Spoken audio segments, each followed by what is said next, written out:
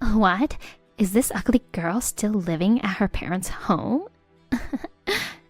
You're so ugly, and that's just a nuisance. So could you please leave this house immediately? Exactly. You don't belong here, so pack your things right now and go back to your parents' house. About a month after my husband passed away, I was living and taking care of my mother-in-law when these words were being said to me by the two. Did I do something wrong? If anything, I've been helping by paying $3,000 a month for rent. But I've reached my limit. If they think I'm a nuisance, I'll leave the house as they wish. 1 month later. I'm sorry. I really want to apologize for everything so far. Please, forgive me. My mother-in-law apologized to me on her knees, tears streaming down her face. But just apologizing won't solve the problem. So I decided to reveal a surprising fact to my mother-in-law. It's been a year since I married my husband, and I started living in my in-laws' house last month. My husband and I met through mutual friends, found out we both liked camping, and quickly hit it off. We both loved not just camping, but all outdoor activities, and quickly became close, leading to our marriage. Now I am living together, taking care of my mother-in-law, who became alone after my father-in-law passed away. Oh, welcome back. The meat and potato stew you cooked was so delicious. I ate it all. Thank you for cooking every day. You're welcome. As long as I live in this house, I'll help out as much as I can. This is something my husband told me, but my father-in-law passed away from illness 3 years ago, causing my mother-in-law significant mental and physical stress, losing over 22 pounds. My father-in-law and mother-in-law were known as a loving couple, and since his death, my husband has been very concerned about her. We started dating after a while and frequently visited the in-laws, so I actively tried to get along with my mother-in-law.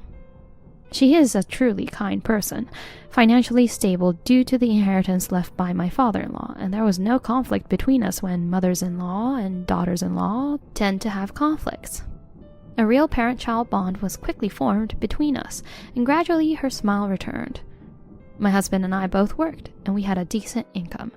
Knowing how much my husband cared for his mother, we were giving her $3,000 a month as rent, but every life has its troubles. Hey, I'm a bit short on living expenses this month.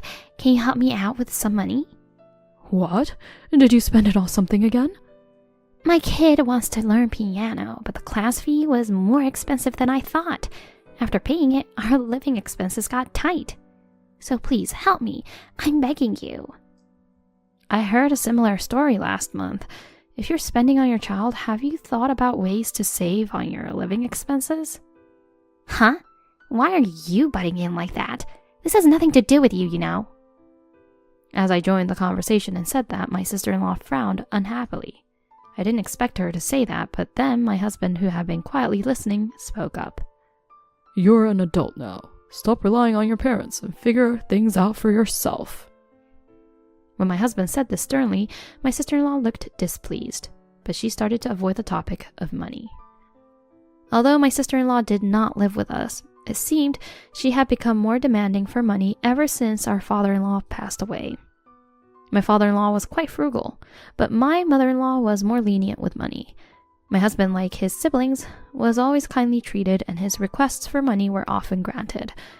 I understand the desire to be kind to one's children, but they're adults now. They need to fend for themselves. My mother-in-law seemed to feel a bit conflicted about this, but perhaps it was inevitable to show kindness to her remaining family. However, in the case of my sister-in-law, her attitude seemed to be exploiting my mother-in-law, demanding large sums of money. Since we started living in my husband's family home, he took over managing the finances. One day I went to work as usual, but my husband was feeling unwell and had gone to the hospital since morning.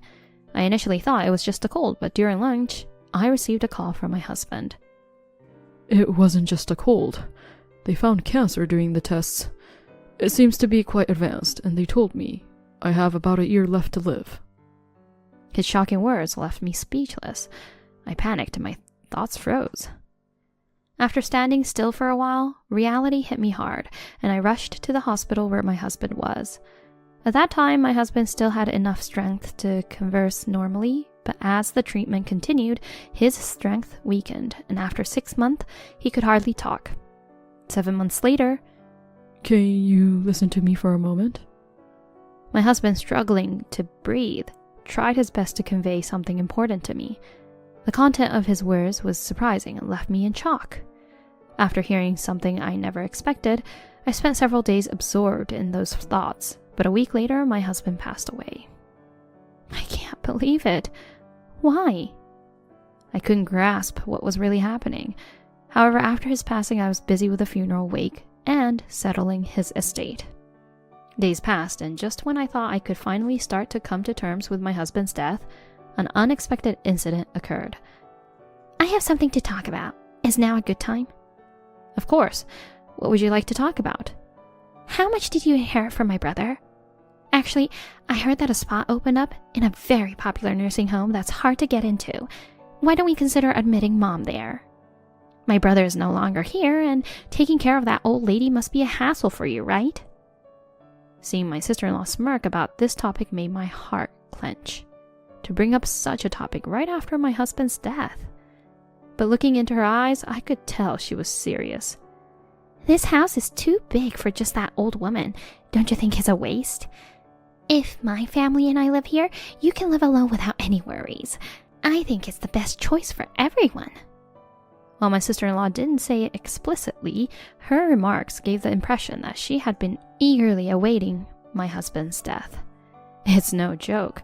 The way she trivialized my husband's death and her disdainful attitude towards my mother-in-law, I couldn't tolerate it anymore.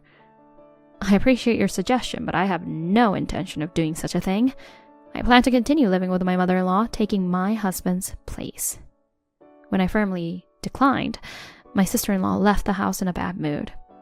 Originally, it seemed she viewed my mother-in-law as a convenient source of money, so her attitude was not surprising, but I was honestly shocked by her blatant actions. However, I had no intention of letting my sister-in-law have her way, nor did I plan to put my mother-in-law in a nursing home. But an event a week later shook my resolve. Upon returning from work, I found my mother-in-law glaring at me angrily and my sister-in-law smirking beside her. I'm disappointed in you. I want you to leave this house. How dare you plan to put someone in a nursing home without consulting? What are you trying to do? Take over the house? No, that's not my intention. What do you mean? Why don't you just be honest? It was your proposal, wasn't it? You said to put Mom in a nursing home and sell this family home, and suggested we split the sale proceeds, didn't you? I never said such a thing. The one who wanted to send you, mother-in-law, to the nursing home was... Shocked by this unexpected betrayal, I struggled to speak but managed to express my thoughts. I was genuinely surprised and didn't anticipate such forceful tactics, just because things weren't going her way. The pain and sadness enveloped me as my mother-in-law looked down on me as if I was worthless. I don't consider you family anymore. Please leave this house right now. It seemed my mother-in-law had no intention of listening to me, shouting at me with rage in her face. Understood. If that's what you want, I'll leave as you wish. Perhaps my sister-in-law had influenced her, but this was a clear betrayal for me, who had decided to continue caring for my mother-in-law in place of my husband. I quickly packed my things and decided to return to my parents' home. I needed to find a new place to live and had a lot to do, but being kicked out by my mother-in-law deeply hurt me, so I decided to rest at my parents' home for a while. About a month later... Hello, is that you? You withdrew money from our parents' account without permission, didn't you? Why is there not a single dollar left in the account? What? Don't say such ridiculous things. Are you calling me a thief now? Pretending you don't know?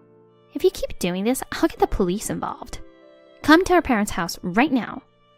After saying this, my sister-in-law abruptly hung up the phone, caught in someone's conspiracy and now being accused of theft. I've had enough. I had anticipated issues with the mortgage of the family home. There must still be several years of mortgage payments left unpaid. Honestly, I didn't have the time or energy to deal with my sister-in-law. I wanted to cut ties, but I had reasons why I couldn't. There was still a truth I had to reveal. With a heavy heart, I immediately headed to my in-laws' home. Just like the day I left, my mother-in-law glared at me. My sister-in-law was there too, giving me the same look. Did you steal money from the house or withdraw it from the account? I don't know, but give it back quickly. You both were working, right? So there must be a significant balance, right? What are you talking about? There's nothing left of my father-in-law's inheritance. We've been bearing all the living expenses and rent. Do you think the inheritance would cover everything? What? Really? My words left my sister-in-law looking at my mother-in-law in surprise. It was clear that there was a misunderstanding between the two. My mother-in-law knew that we had been financially supporting the family home, but she probably thought that my father-in-law's inheritance would suffice for a while. However, the actual situation was quite different. Maybe, in this situation, isn't my mother-in-law the victim? Mother-in-law, it was your daughter who was misusing father-in-law's inheritance, wasn't it? What? At that moment, my mother-in-law's expression changed dramatically. There was an air of confusion, as if she couldn't grasp what I was saying, but I never lied to deceive others. The attitude of my sister-in-law made it clear that what I was saying was true. Her expression changed the moment the inheritance was mentioned, even though she had been glaring at me sharply before. I see through the schemes you've been plotting and the misdeeds you've been committing. Actually, my husband told me that since we started living together, he took over managing the household finances. He noticed that the inheritance supposed to be received by my mother-in-law had significantly decreased. He thought it was abnormal. Moreover, my sister-in-law's frequent and unusual financial requests to him seemed suspicious, so he confronted her. It turned out she had withdrawn cash from the inheritance without any permission. She was actually stealing. Wait, is that true? The moment I revealed the truth, my sister-in-law was completely confused and my mother-in-law's anger immediately turned towards her. My mother-in-law probably didn't realize the money was gradually decreasing, as she had been living modestly since my father-in-law's passing and never paid much attention to finances. My husband, being in accounting, was aware of even minor financial changes. This misdeed came to light when my husband confronted my sister-in-law, yet for my mother-in-law, her daughter remained precious, leading my husband to keep it a secret under the promise of repayment. The reason my husband sternly stopped her from borrowing money from my mother-in-law was because of this. I only learned of this a few days before my husband passed away. I was truly surprised when I heard about this from my husband, but it seems to be the truth. To steal someone else's money, even if they are family. What were you thinking? Can't you differentiate between what's right and what's wrong? Stop making excuses. You thieving cat! My mother-in-law's face became increasingly red with anger, as if she was about to burst a blood vessel. Although she was not someone who clung to money, she had a strict moral compass, especially harsh on acts of malice and betrayal. Her decision to disown me, seeing my act of sending her to a nursing home as a betrayal, was also based on these values. These values applied not just to me, a non-blood relative, but also to her own daughter. However, I had more to reveal. Also, the large amount of money you got by betraying your family was used for gambling, right? Huh? Wait a minute, what are you talking about? Pretending you don't know? Ha! I've investigated everything. You'll understand if you look at these. I said this and showed them several photos from an envelope. These are pictures secretly taken by my deceased husband, clearly capturing my sister-in-law entering and exiting a casino. Your husband works for a foreign company, and you should be financially comfortable. My husband always wondered why you were so desperate for money. The investigation unexpectedly revealed your gambling addiction. Tell me, how enjoyable was it to gamble with someone else's money? What is this? This is called stalking. This is no joke. You're calling others thieves and now this? And there's something else I need to tell you, mother-in-law. It was your daughter who suggested sending you to the nursing home, you know. What? Finally, I reached this point. It's time to reveal everything and then bring this to a close. My sister-in-law's true nature, previously unnoticed, was revealed through this incident. This should make my mother-in-law realize that her blaming me was a mistake. Additionally, my mother-in-law was also manipulated by my sister-in-law's schemes. With the truth out, she should understand my position. I I'm not sure if this will be conclusive evidence, but I want you to see this. I said so and presented my mother-in-law with the text messages between me and my sister-in-law.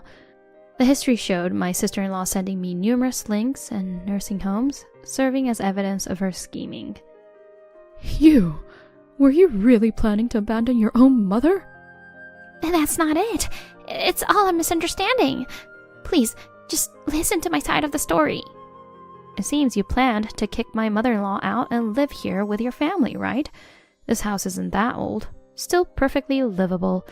Who was it that was thinking only of themselves, trying to take everything? Can you think about it calmly for a moment? As I spoke, my mother-in-law seemed to grasp the situation. She then looked at me sadly as if she knew what she did was wrong and apologized, and turned her angry voice towards my sister-in-law. How selfish can you be? To repay kindness with betrayal? After all this time thinking of you as family, how do you see me? Don't mock me. Wait, just listen. There's a huge reason for this. At that moment, a loud noise echoed from the hallway, and footsteps followed as my sister-in-law's husband entered the room. Sorry, I'm late. Got caught in traffic. It's okay. Oh, mother-in-law, I hadn't told you yet, but I asked him to come. I left the house key open, so he could enter any time. Surprised by the sudden appearance of my sister-in-law's husband, both were taken aback. I explained the situation, and they quickly understood. This issue wasn't just between me and my mother-in-law, it also affected my sister-in-law's husband. My sister-in-law's husband could easily access his salary and savings, raising further suspicions as she had been embezzling my mother-in-law's money. I had spoken to him in advance and arranged for him to hear the conversation via phone. I've been listening from the start. Enough with the excuses. Just admit your mistakes already. That's despicable. But... What you've done is a serious crime. I was shocked when I checked the bank account earlier. It was a big mistake to let you manage our finances. The atmosphere froze in an eerie silence due to the incredible anger of my sister-in-law's husband. Well, having said all I wanted to say, I decided not to intervene further and just silently watched my sister-in-law's husband lecture her. His reprimands were so intense that it made me tremble just watching. But I didn't feel bad for her at all. I only thought about ensuring she repays the money, and that she shouldn't assume this would be the end of it. The lecturing continued for a while, and eventually she knelt down to apologize to both me and my mother-in-law before leaving. According to my sister-in-law's husband, he had left the management of their household finances entirely to her, thinking they were saving and increasing their savings by cutting back on expenses. However, it turned out she was gambling away all the money saved. As her gambling intensified, she eventually incurred debts on her credit cards and began stealing money from my mother-in-law to pay it off. The moment someone addicted to gambling gets cash, they are unlikely to repay debts, instead trying to recover their losses, leading to more gambling. Currently, the total amount she owes from various sources is more than what she has stolen from her husband and mother-in-law. Her husband, upon learning about this, decided to divorce her, but plans to make her work to repay the full amount for the money she stole and the child support she misused. Until then, he had no intention of divorcing her and was constantly monitoring her behavior, hoping for her to change herself. It seems like tough days are ahead for my sister-in-law. Later, my mother-in-law apologized to me for the misunderstanding, and we still meet for tea about once a month. Now that my husband has passed away, I want to maintain a good relationship with her, the mother who gave birth to him, and support her to the end.